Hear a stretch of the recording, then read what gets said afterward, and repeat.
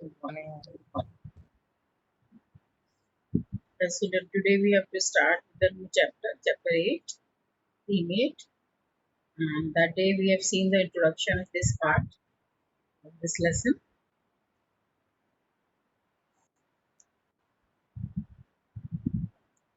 Peasants, zamindars, and the state.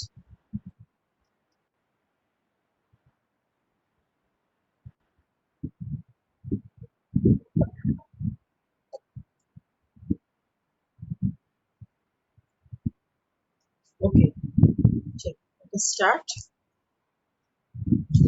We have seen the introduction of this lesson that day only. Now let's start with the next Friday.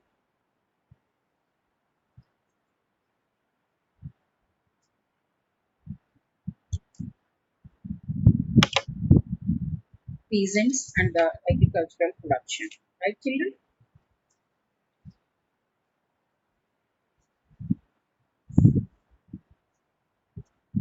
Yes. In this chapter, we are going to study the relationship between peasants and zamindars and the state or the kingdom during the 16th and the 17th centuries on the basis of the Aine Akbari. Aine Akbari is a book, okay, or a text which was a good source for this period. We shall also study the changes that occurred in their relationship during this period.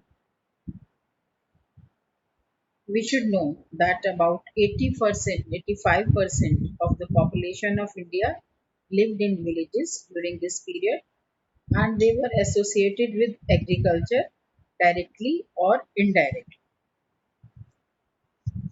Both peasants, landed elites like your zamindars, big landlords, were involved in the agriculture production and claimed rights to share of the produce. Thus, we see the feelings of cooperation, competition, and conflict now and then in their relationship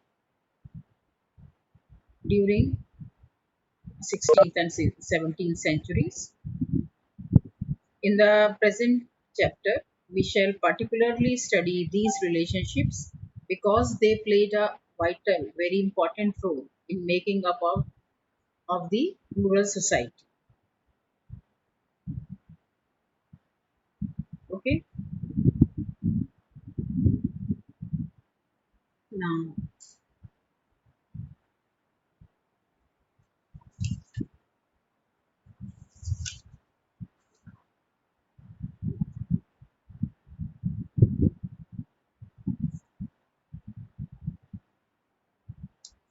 wait.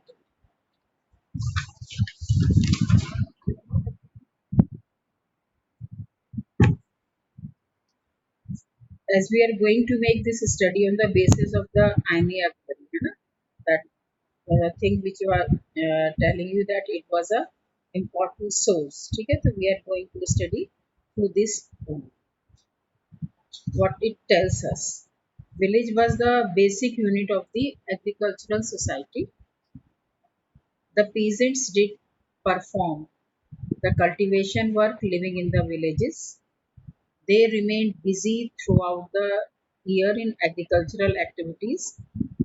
These various activities are tilling the soil, sowing the seeds, and harvesting the crop. Besides, they kept themselves busy in the production of agro-based goods like sugar and oil. Okay, the main purpose of agriculture is to fulfill our food requirement. Okay, we should know that the land was not equally fertile in all parts of the country. The peasants of the fertile tracts were busy in cultivation throughout the year. Okay, where they have a fertile land, no problem with them. However, the situation was quite different in large tracts of the dry land where the rain was very low, hilly regions, and the forest regions. In such regions, the peasants were not able to grow sufficiently despite of toiling hard. ठीक है. Though they work hard, but the production was not as good as of the fertile areas. Back-breaking hard work was required in agriculture, as all of you know. A very hard work was also needed for sowing the fields, okay, and even some of the crops. उसमें like your growing of the rice, it needs a lot of hard work. Okay, so you have seen ki that uh, topography of the all land was not same, right, children? It was different at different places. Okay,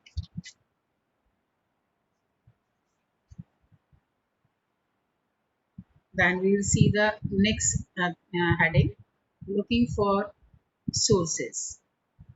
Okay, farmers did not write their history themselves, as all of you know, and we have seen in many parts, also other parts, कि जो आपका common pen men है ना, their history was not written as for the rulers and the empires.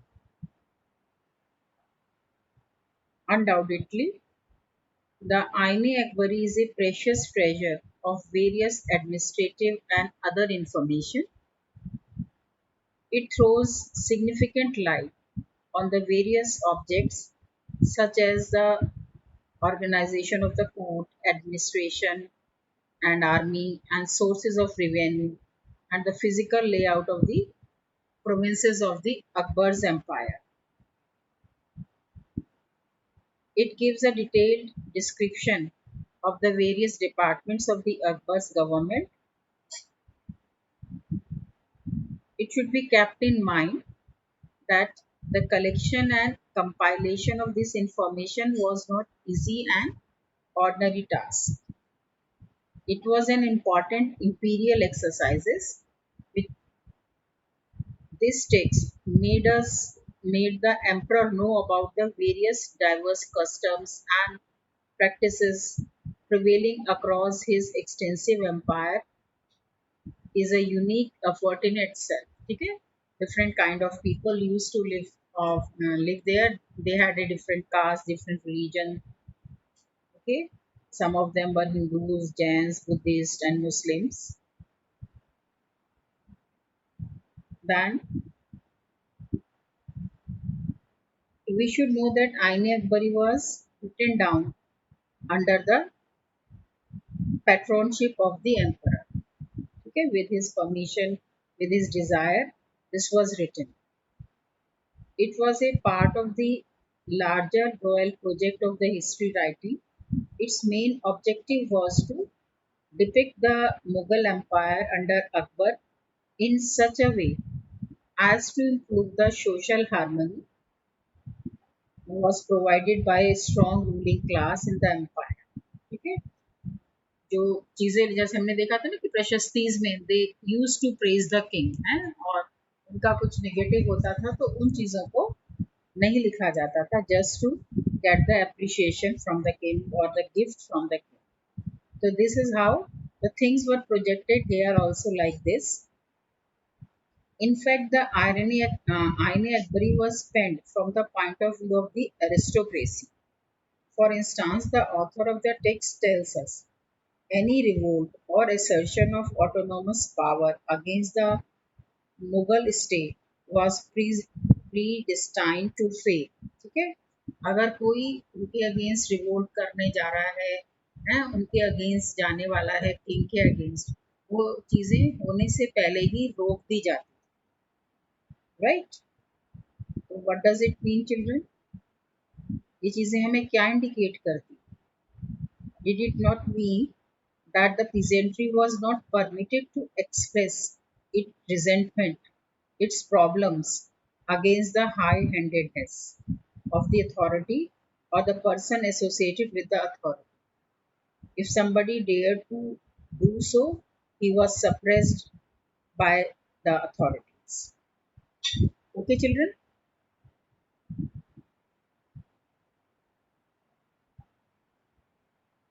Yes, children, clear up to this part? Yes, beta.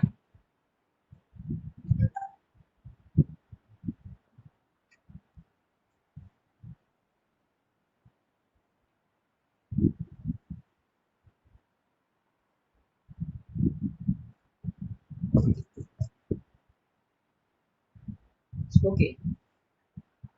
The account of the Sumant is there.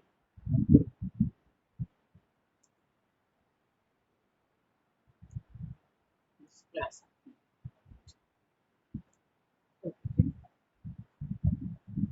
Okay, we have seen the that Aine Akbari. It has given the various descriptions about the Mughal Empire. Okay, but these details are to be correlated with the details of the other records also. And these records include detailed revenue records from the Gujarat, Maharashtra, and Rajasthan during the 17th and the 18th century. Also, the extensive records of the East India Company provide us the useful descriptions of the agrarian society or the agricultural society. All these sources record instances of conflicts between the peasants and zamindars and state. Okay? What was the conflicts arose during this period between these peasant zamindars and the kingdom or the state? Okay,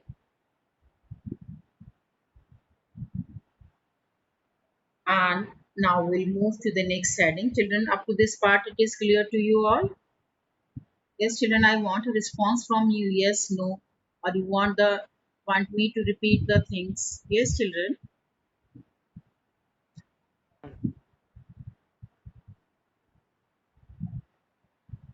Yes, should I move to the next heading?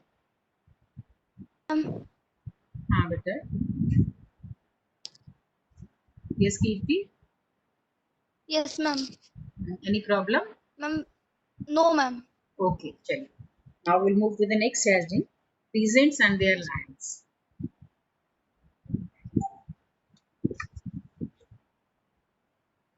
And different terms were used for the peasants. Okay, they were called by different names.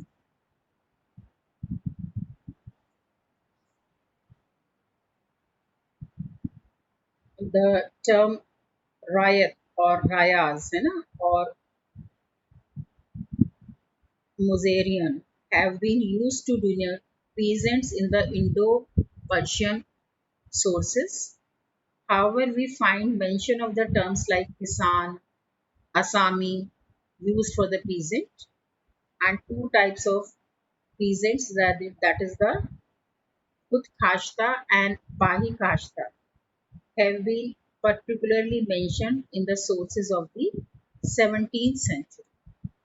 Okay, we will see about these two kinds of peasants one by one. First is your खुद खाश्ता peasants और the इनको खुद खाश्तकार भी कहा जाता था were the most important. The word खुद खाश्ता means one who cultivates himself. The khud khashta was a peasant proprietor having its field and residential house in the same village. He carried the cultivation of his land personally with the help of his family members. He enjoyed the right to transfer, mortgage, or even sell his land. The state recognized his hereditary right on the land. ठीक है, खुद काश्ता peasants जो जहाँ रहते थे वहीं उनकी land होती थी, वो अपनी फैमिली के साथ मिलकर के उसके ऊपर खेती करते थे और वो लैंड उनको ही बिलोंग करती, ठीक है, और जैसा वो चाहें उस लैंड के साथ कर सकते थे। अगर वो उसको बेच नहीं रहे हैं तो it will be automatically hereditarily transferred to their sons or to their coming generations, right? Their living place and Their fields were in the same village. Then comes your Pahi Kashtka. Pahi Kashta peasants were also owner of the land. Okay?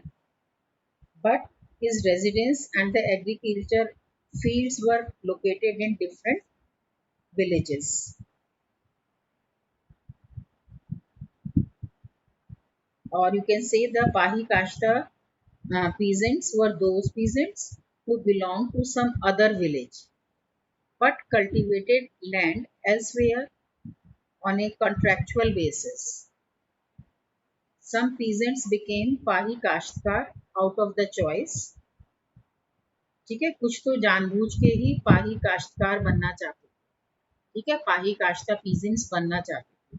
For example, in the terms of the revenue of a village were more favorable, they became ready to cultivate there. ठीक है, अगर कोई area ऐसा है जहाँ पर ये जो अंपायर है उसने वहाँ का रिवेन्यू कम रखा हुआ है, उनको लगता था कि वहाँ पर उनको ज़्यादा प्रॉफिटेबल रहेगा खेती करना, तो with their choice they use to come to the other village, they purchase the land there और they on the basis of the contracts की इस के आप खेती करो और जो चीज़ें हैं this will be divided like this and that, तो वो दूसरी जगह जाकर खेती करते थे. However, some peasants had to become Pahi Kashta because of the economic distress after a famine. Okay? But some of the things were like that, which was not a part of their choice.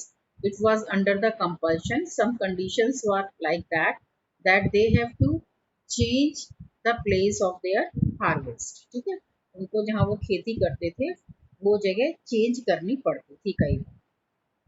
Right children? ठीक है, जैसे कई बार कुछ आपका कहीं पर भूखमरी हो गई, वहाँ पर कुछ खाने के लिए नहीं है, या कोई इकोनॉमिक क्राइसिस हो गया, अर्थ को जैसे आपका कुछ नेचुरल डिजास्टर टाइप का हो गया, अर्थक्वेक आ गया, फ्लड्स आ गया है ना, तो वहाँ की जमीन बिल्कुल अगर खेती करने लायक नहीं रहती है, in that case also they had to move to the other villages for doing the agriculture work.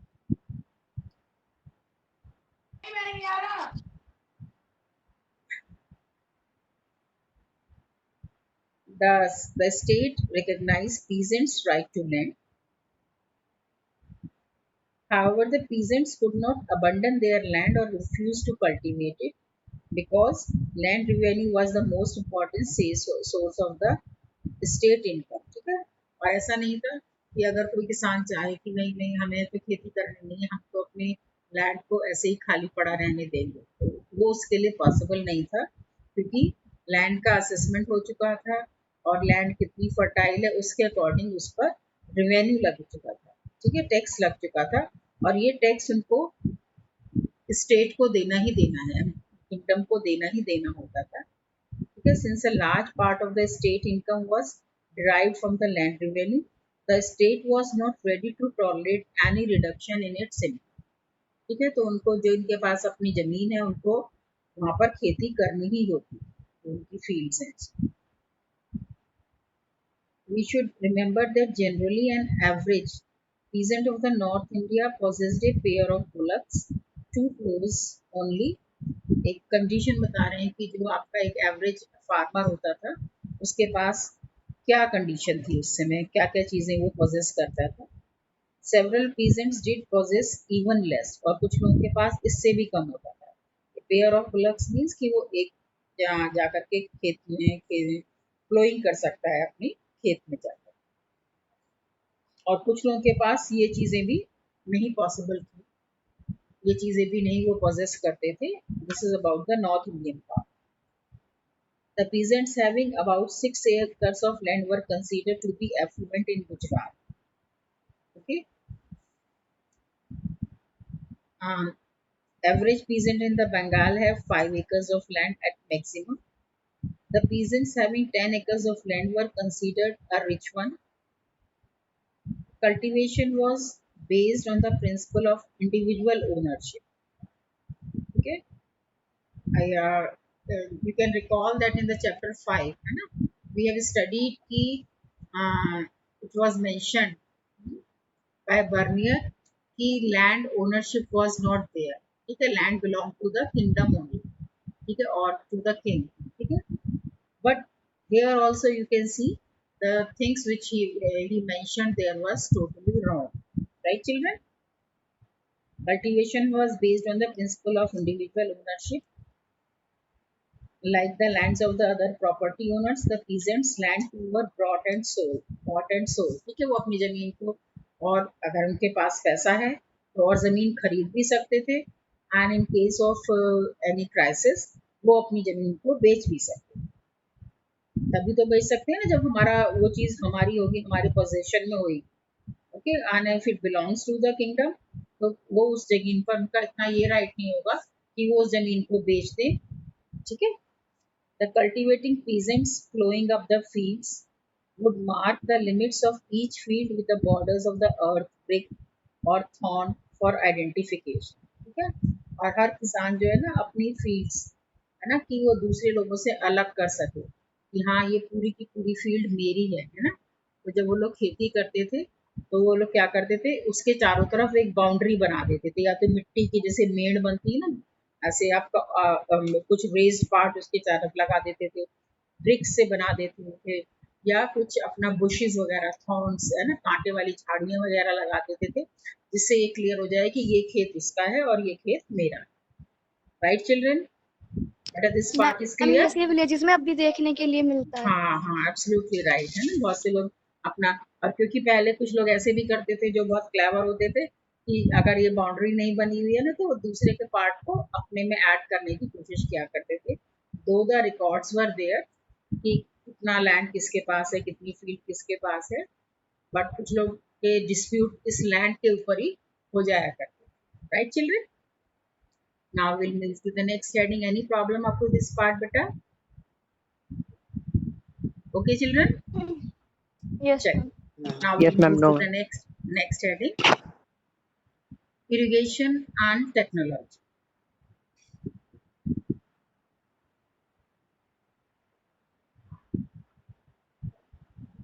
Okay, Indian agriculture was mainly dependent on rains. All of you know, rainwater and the rivers were the natural sources of irrigation. Besides these sources, water was carried to the fields with the help of the artificial sources of irrigation.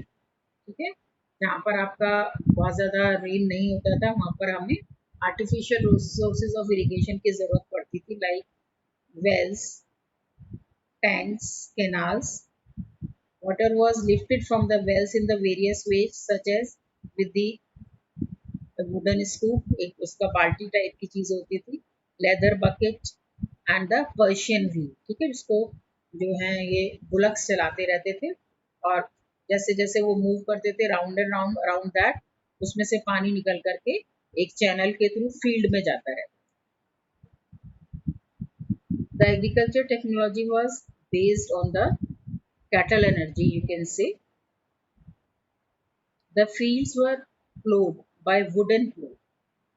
The light soils of India did not require heavy plows. Okay, the plowshare had only one iron tool and sometimes none. ठीक है, जैसे अगर जैसी वहाँ की मिट्टी होती थी उसी के अकॉर्डिंग, अगर उनको जरूरत नहीं लगती थी तो वो उसमें अपना आयरन टिप नहीं लगवाते.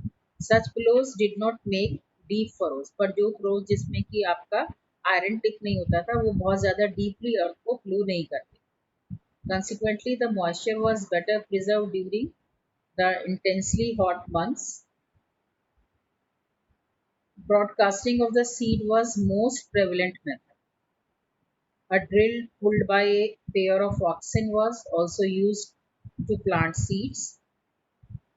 A narrow iron blade with a small wooden handle was used for hoeing and weeding. ठीक है, जैसे बीच बीच में आपके कुछ क्रॉप्स ऐसे निकल जाते हैं ना, अनवांटेड प्लांट्स निकल जाते हैं, तो उनके लिए हो का इस्तेमाल करा जाता था. एक आपका राउंड सी चीज होती है, थोड़ा सा आर्क लिए हुए, आर्च लिए हुए, और उसमें एक हैंडल लगाया जाता है, उससे आप जितना भी वीड है उसको पकड़ पकड़ के जमीन से फाड़ देते हैं, so that your main crop got the get the nutrients. Right children? and various crops were grown in the different parts of the country. Two crops of Kharif and Rabi were grown in a year in most of the regions. Kharif was the crop of autumn, whereas Rabi was the crop of spring, right, children? In the regions where rainfall was sufficient or irrigation assured a continuous supply of water, even three crops were grown a year. Okay, what was the name of the third crop?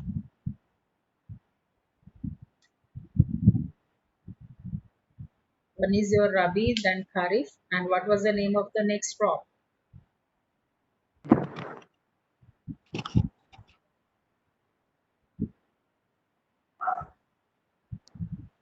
Ma'am, Zaid is the third crop. Yes, absolutely हाँ right. Z Z, ये वो आपकी third crop है। And ये तो हमने कर दिया जो एरिया बहुत ज़्यादा अच्छे थे, जहाँ पर फर्टाइल क्रॉप्स थी, proper facilities of irrigation were there, ठीक है। But some areas were not like this, but not even a single crop could be grown a year in most arid and inhospitable regions, ठीक है। वो areas जो बहुत ज़्यादा dry थे या वहाँ पर वाटर फैसिलिटीज नहीं थी, ऐसी जगह पर आपका पूरे ईयर में एक सिंगल क्रॉप भी नहीं निकालता, ठीक है। सम एरियाज तो ऐसे थे कि वेयर, जैसे आपका Punjab, Haryana, UP, where even you can grow the three crops in a season, but कुछ एरियाज ऐसे भी थे जहाँ पर ये आपकी क्रॉप बिल्कुल भी नहीं हो पाती। As the primary source of the agriculture was to feed the masses, basic staples like rice, wheat, millets were most frequently cultivated crops. Rice was particularly produced in the areas receiving 40 inches or more rainfall a year. ठीक है, as you know कि rice की खेती के लिए हमें बहुत ज़्यादा पानी की ज़रूरत होती है, एंड इवन जब हम उसमें राइस के प्लांट को ट्रांसप्लांट करते हैं, है ना, तब भी जो फील्ड है वो पूरी पानी से भरी हुई है। Wheat was grown in the areas that receives less than 40 inches rainfall a year, and millets were grown in the areas receiving scanty rainfall. ठीक है, मिलेट्स जैसे आपके ज्वार, बाजरा, इन सबको बहुत ज़्यादा केयर या उसकी ज़रूरत नहीं होती थी वाटर की, and it could be grown very easily. So it is true that the focus of the cultivation of the basic staples, it does not mean at all that agriculture production during the middle period was mere a subsistence agriculture. Okay, many cash crops were also grown. Subsistence agriculture, just to fulfill their requirement, just to fulfill their requirement of the feed, need of the food. Okay? Sugarcane, cotton, opium, indigo, oilseeds, poppy, etc., were the important crops of this period, beside the staple crops like wheat, gram, barley, millets, rice, etc. Crops like cotton and sugarcane were termed as jinse kamil, means the perfect crop. ठीक है, इनको एक term use करी गई है इनके लिए, इसको कि जिनसे कामिल के और परफेक्ट क्रॉप है वो, ये टर्म इन सब के लिए इस्तेमाल करी गई है। We find mention of this term at many places in the contemporary sources, जो हमें sources इस पीरियड की हिस्ट्री लिखने मिल रहे हैं, उनमें इस टर्म का बहुत ज़्यादा यूज करा गया है। और ये वो क्रॉप्स ही परफेक्ट क्रॉप क्यों कहा गया है इनको? Because they bring more revenue, and the state encourage the cultivation of these crops, and these crops were also known as the cash crops. Oilseeds and lentils also came under jinse kamil. Cotton was grown in abundance in Central Asia and Deccan Plateau. The revenue records of the Agra province reveal that at least 41 kinds of crops were grown in this area. Okay, sugarcane was the main. commercial crop of this period, and it was grown in all areas in large quantities from Agra to Lahore.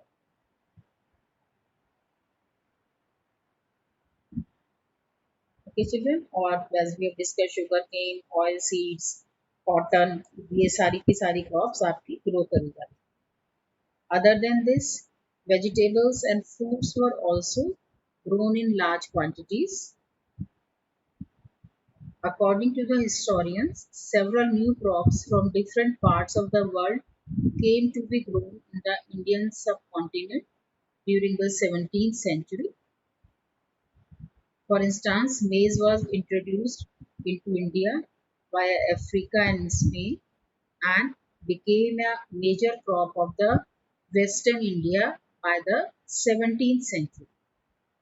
Vegetables such as tomatoes, potatoes, chilies, and the fruits like pineapple and papaya reached India from the New World.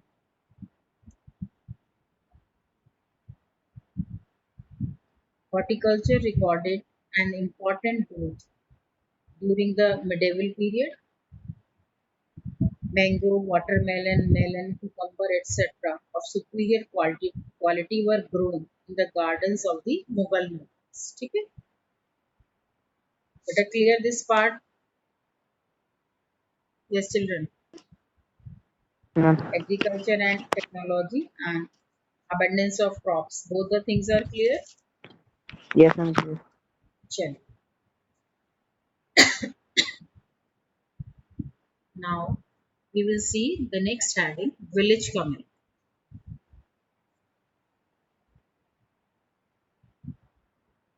As we have already discussed at many places, majority of the population was associated with agriculture and lived in villages. Though the peasants had their respective ownership over land, they all belonged to a collective village community as regards to their social existence. The cultivators, the panchayats, and the village headman, who was known as Mukaddam or Mandal, were the three important constituents of the village community. ठीक है, cultivators, panchayat and the village head. ठीक है, ये तीन लोग थे जिनका एक इम्पोर्टेंट रोल था हमारी विलेज कम्युनिटी को मेंटेन करने.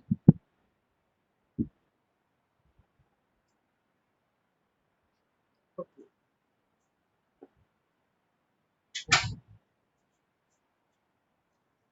Rigid caste system was a salient feature of the society. The society was divided into many castes and the subcaste numbering more than 2000. The high caste people hated the low caste people and did not have any relationship with them. Okay? The low caste people, particularly the Shudras, who numbered about 20% of the Hindu population, were considered as untouchables by the Savarnas or the people of the higher caste. Okay? These things you have studied at many places. Okay? And in many chapters also in 12th only.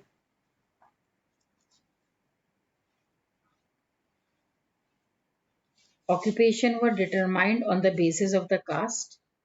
Naturally, the caste played a vital role in influencing and maintaining their social and economic relationship in the agricultural or agrarian society.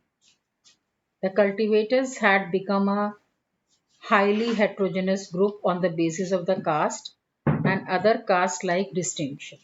ठीक है, तो आपकी society में जो village rural areas थे वहाँ पर भी एक होमोजेनस ग्रुप नहीं रहता था, but people of the different caste make it a heterogeneous group. Though the cultivable land was available in abundance, only menial tasks were assigned to certain caste groups.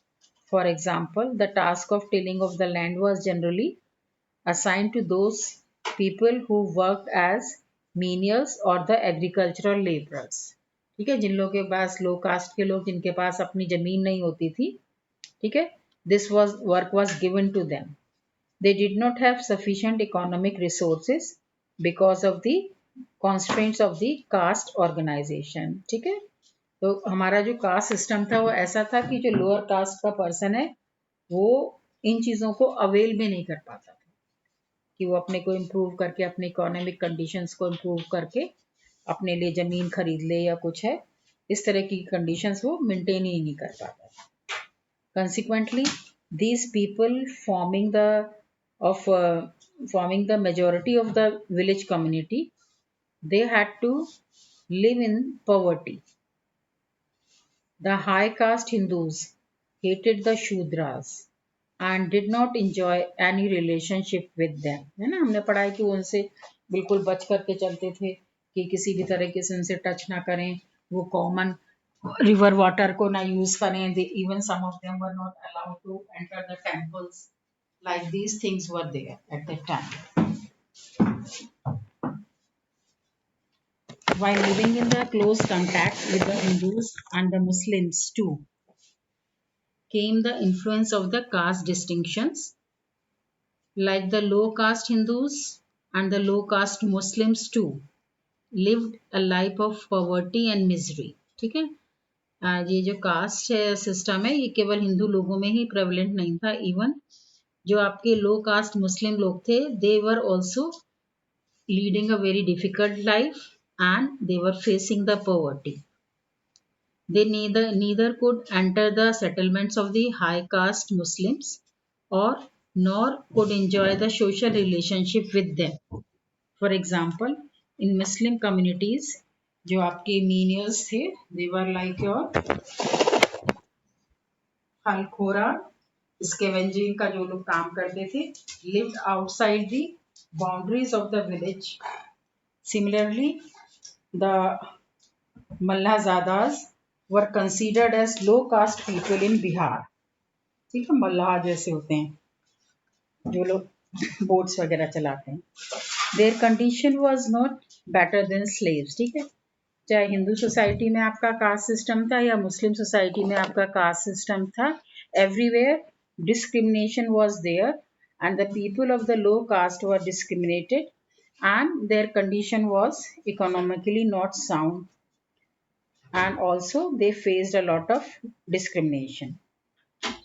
The low caste people, whether they were Hindus or the Muslims, did not enjoy respectable place in the society and their economic condition was not good. Right, children? Okay? It seems that caste, poverty and social status, okay, all these things, okay, all these three things were interlinked in the Indian society during the medieval period. Okay, the people, how these things were interlinked due to the caste discrimination was there. So these people were not having their control over the resources, and their social status was also not considered as good. They were not able to mix up with the people of the high caste. For example, various castes and communities were supposed to be given representation in the village. Panchayat, ठीक है, जब आपका village panchayat का selection होता था, ठीक है, गांव के लोग इसके लिए वोटिंग करते थे and all that, they select their village headman and sarpanches. ठीक है, पंचायत में जो है there was no representation was given to the menial cum agricultural workers. ठीक है, और उसमें भी जो पैसे वाले लोग होते थे उन्हीं को ये अपॉर्चुनिटीज मिलती थी, और ये जो आपके मीनियल वर्कर्स हैं या एग्रीकल्चरल लेबर क्लास है, वो सब इन चीज़ों को रिप्रेजेंट नहीं कर सकते. Thus, it becomes clear that the social economic relations in agrarian society was mainly determined by caste. Clear, children?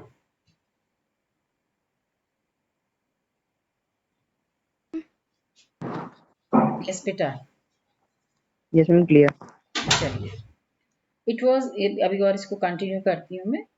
It was Okay. it is worth mentioning that the situation was not so as at intermediate levels in the agrarian society. For example, Rajputs have been mentioned as peasants in manual from 17th century Marwar.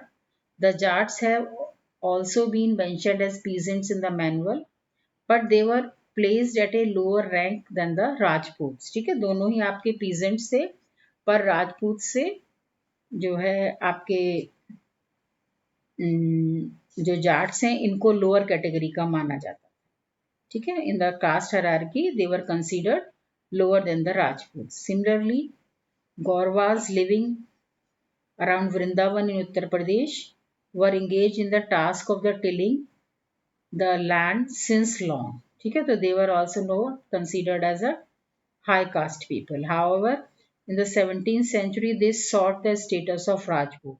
But 17th century में उनको राजपूत जो peasants थे उनका status मिल गया था. The caste like Ahirs, Gujars and Malis were engaged in cattle rearing and horticulture, rose in caste hierarchy with their improved economic condition. ठीक है, ये लोग जो थे आपके आहिर से, गुज्जर से एंड मालीस थे, ये आपका जानवर पालने का काम करते थे, साथ साथ अपना हॉर्टिकल्चर का, जहाँ पर आप ये फ्रूट्स वगैरह ऐसी चीजें ग्रो करते हैं. ठीक है, एंड स्लोली इनकी जैसे जैसे इकोनॉमिक कंडीशंस इंप्रूव होने लगी, इनका जो प्लेस है कास्ट हायरार्की में, ठीक है, जो सोशल स्टेटस है वो भी इंप्रूव होने लगा साथ साथ. The pastoral and the fishing castes such as Sadgopes and Kevatas were also rose to the status of the peasants in the eastern areas. Thus, it can be concluded that caste played a significant role in determining the socio-economic relations in the medieval agrarian society. However, it should be kept in mind that the caste placed at intermediate levels could rise in the social status with the improvement of the economic conditions. ठीक है, ऐसा था कि जो cast आपकी हैं, right children, वो आपकी अपनी कंडीशंस को इम्प्रूव कर सकती थी. कैसे होती थी कंडीशन उनकी improve? With the improvement in their economic condition. ठीक है. Yes, children. Any other problem up to this part? Next heading is your panchayat and headmen. Okay.